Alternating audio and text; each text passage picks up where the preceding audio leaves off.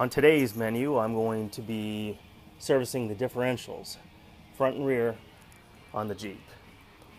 I'm going to take off the covers, clean them, sand them down. I'm going to paint the diff covers, and I'm going to change the oil front and rear. So hopefully these 4 quarts that I have will be enough. I might have to go get a 5th one. I'm not sure exactly how much both are going to take. But at any rate, I'm going to get started. Going to go ahead and take that off, drain it, clean it. I'll catch back up with you. It's a little hard to see on here, but I've got the fluid draining, and just as I suspected, it's black and nasty. So I'm going to go ahead and let this drain, pop the cover off, clean it up, clean out the inside of the diff, paint everything, put it back together, move on to the front. Let this drain for a bit. I'll get back with you. Okay, I've got the rear diff cover all cleaned, sanded, painted, and drying in the sun. Same with all the bolts and the ID tag that goes on the outside of the diff cover.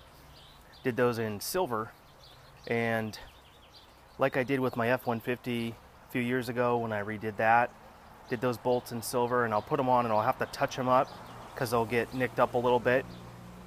But they offer good contrast. Cleaning and painting this cover and these bolts took 3 times as long as actually taking the cover off and cleaning out the inside of the diff.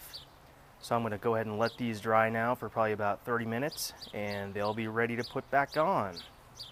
And I got them done. This one is still drying, and I don't have the oil in it just yet. I got the plug is still out.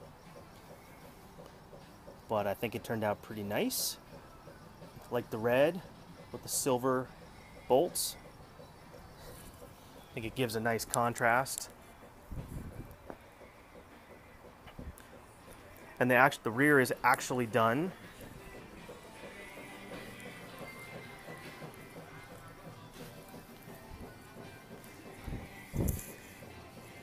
With the exception of that ID tag, which I'm gonna paint red. I had originally painted it silver, but I don't like it.